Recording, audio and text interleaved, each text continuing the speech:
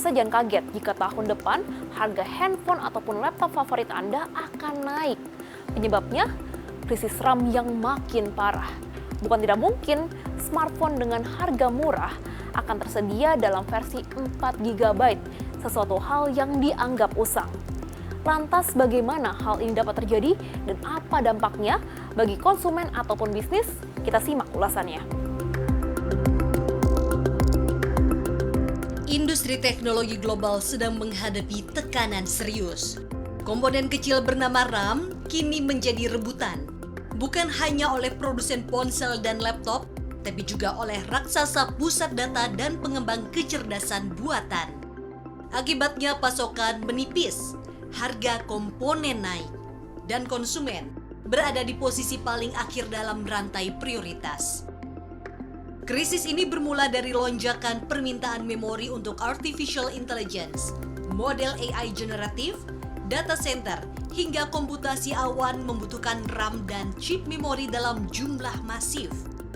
Masalahnya kapasitas produksi chip memori tidak tumbuh secepat permintaan.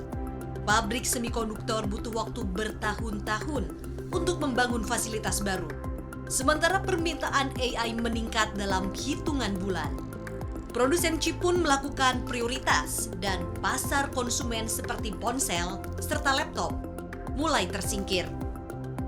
Nah, memang data center AI menyerap RAM dalam jumlah masif, sementara produsen chip lebih memprioritaskan pasokan untuk server dan AI karena margin keuntungannya jauh lebih tinggi dibandingkan pasar konsumen. Akibatnya pasokan RAM untuk smartphone dan laptop semakin mengetat, di mana harga terus merangkak naik sepanjang tahun 2025, bahkan berpotensi melonjak hingga 40% pada paruh kedua 2026. Kondisi ini pun memicu apa yang oleh analis disebut sebagai awal Ramageddon di rantai pasok global. Jika film Armageddon menggambarkan bumi yang terancam oleh asteroid raksasa, maka di industri teknologi hari ini, ancamannya datang dari sesuatu yang jauh lebih kecil, namun dampaknya sama dahsyat, yaitu RAM. Bukan menghantam dari luar angkasa, melainkan dari dalam rantai pasok global.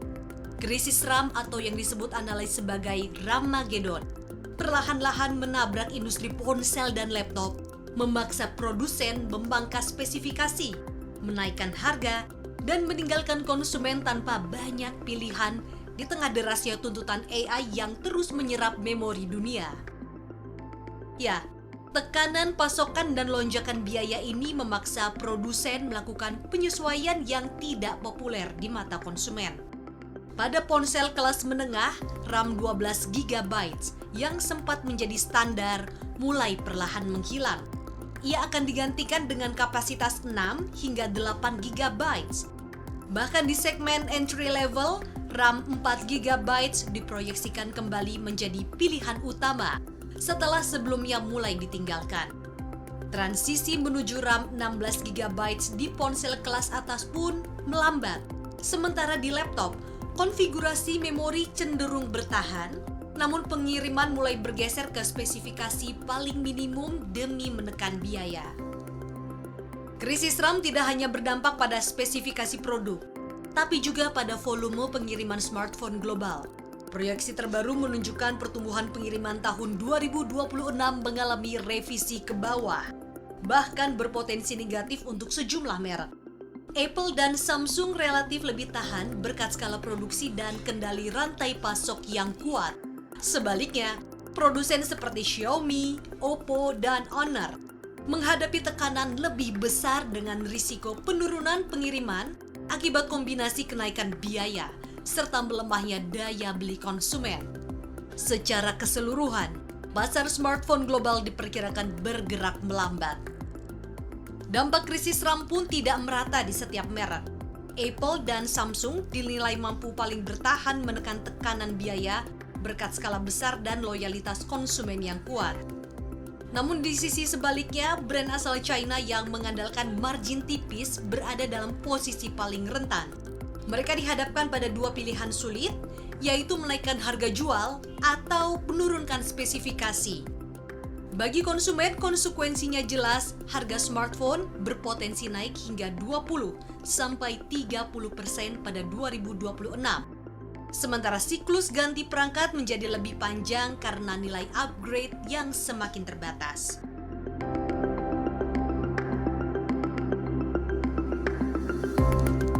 Ya pemirsa, krisis RAM ini tidak hanya terjadi di ponsel, melainkan juga laptop dan perangkat komputasi pribadi.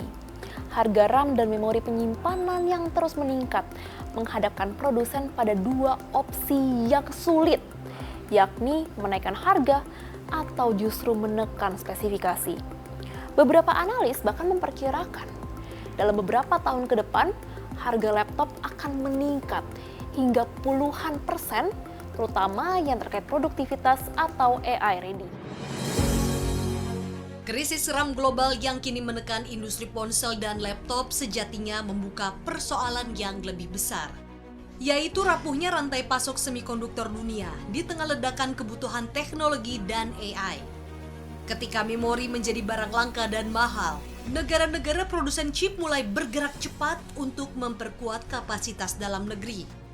Di tengah tekanan inilah, Korea Selatan mempertimbangkan langkah strategis untuk membangun fasilitas foundry senilai 3,1 miliar dolar Amerika Serikat atau setara 51,8 triliun rupiah sebagai upaya memperkuat sektor chip lokal dan mengurangi ketergantungan pada pasokan global yang semakin tidak pasti. 이제 새롭게 도약해야 되는데 산업 경제 발전이 그 핵심이라고 생각이 되고 그 중에서도 반도체 분야가 아무래도 우리가 매우 경쟁력을 가지는 전망 있는 영역으로 생각됩니다. 정부와 기업이 함께 상생 파운드리를 구축하여 우리나라에 파운드리가 없어서 생산을 못하는 경우가 없도록 생산 유입을 설립하겠습니다. 아울러서 전력망, 데이터 센터 등 국가 안보 인프라의 국산 반도체 사용을 원칙으로 하여 안보도 강화하고 수요도 창출해 나가도록 하겠습니다. 우리의 목표는 분명합니다. 반도체 세계 1위의 초격차를 유지하고 아울러서 국내 팹리스 규모를 10배 확장하여 반도체 시장에서 세계 2강을 달성하는 것입니다. Tidak hanya di Korea Selatan, Amerika Serikat juga tentunya memberikan perhatian besar bagi industri ini, terutama di tengah kondisi masifnya investasi AI yang kini memicu krisis RAM global, menunjukkan betapa strategisnya teknologi ini bagi ekonomi masa depan. AI tidak lagi dipandang sekedar inovasi, melainkan aset nasional yang diperebutkan. Itulah sebabnya Amerika Serikat bergerak cepat memastikan ekosistem AI tumbuh tanpa hambatan regulasi yang terfragmentasi. Presiden Amerika Serikat Donald Trump pun menandatangani perintah eksekutif yang bertujuan membatasi aturan AI di tingkat negara bagian. Ini menjadi sebuah langkah yang menegaskan betapa seriusnya Washington menjaga laju investasi serta dominasi Amerika Serikat dalam perlombaan kecerdasan buatan global. Amerika Serikat menekankan tak mau ketinggalan teknologi dari China, kompetitor sesama negara adidaya. We have a big signing right now, and we have a tremendous industry where we're leading by a lot. It's the AI, artificial intelligence. I always thought it should be SI, supreme intelligence, but I guess somewhere along the line they decided on the word artificial, and that's okay with me. That's up to them. It's a massive industry. We're leading China. We're leading everybody by a tremendous amount. It's a big part of the economy. And there's only going to be, I think, one winner here. I don't know if anybody agrees with that. I think most people agree, but there's only going to be one winner here, and that's probably going to be the U.S. or China. And right now we're winning by a lot. We have the big investment coming. But if they had to get 50 different approvals from 50 different states, you can forget it because it's not possible to do, especially if you have some hostile. All you need is one hostile actor and you wouldn't be able to do it. We want to have one central source of approval, and we have, I think, great Republican support. I think we probably have Democrat support too because it's common sense. When you can't go to, every time you make a change, and it could be a very reasonable change, you still won't get it approved if you have to go to 50 states. So this centralizes it, and it's really the biggest industry that anybody's seen. I mean, it's taking off, and again, I believe there'll only be one country that really benefits, and it should be the United States, and it will be if we do this, if we're unified. We have to be unified. China is unified because they have one vote. That's President Xi. He says do it, and that's the end of that. You know, we have a different system, but we have a system that's good, but we only have a system that's good if it's smart. Di sisi lain, lonjakan permintaan AI justru menciptakan pemenang-pemenang baru. Ketika pasokan memori semakin ketat dan harga melonjak, perusahaan yang berada di jantung ekosistem AI menikmati arus permintaan yang belum pernah terjadi sebelumnya. Salah satunya adalah Nvidia, pemimpin global chip AI yang kini memproyeksikan pendapatan kuartal 4 di tahun 2025 melampaui ekspektasi pasar. Perusahaan ini menegaskan bahwa ledakan AI bukan sekedar tren sesaat, melainkan kekuatan utama yang mengubah arah industri semikonduktor dunia. CEO Nvidia, Jensen Huang pada Oktober 2025 mengatakan, perusahaan telah mengantongi pesanan sebesar 500 miliar dolar Amerika Serikat untuk chip canggihnya hingga 2026. Perusahaan teknologi besar yang merupakan pelanggan utama Nvidia semakin menggenjot belanja untuk memperluas pusat data AI serta mengamankan chip paling canggih dan mahal, seiring komitmen pembangunan infrastruktur berskala multimiliar dolar dan multi-gigawatt.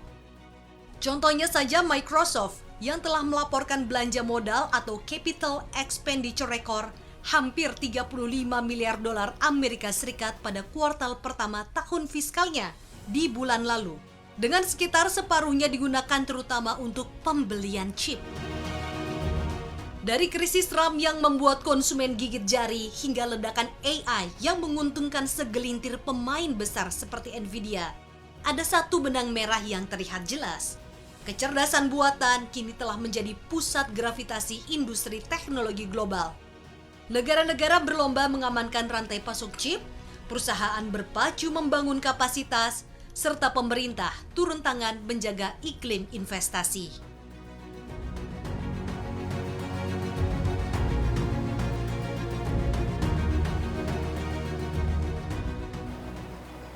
Ya pemirsa, kini AI bukan sekedar teknologi canggih, melainkan kekuatan ekonomi dan juga geopolitik. Dan di tengah perlombaan ini, konsumen harus bersiap dengan harga gadget yang lebih mahal dan juga pilihan yang makin selektif. Dari Jakarta, Akrisania dan juru kamera Tomo, CNBC Indonesia Beyond Business.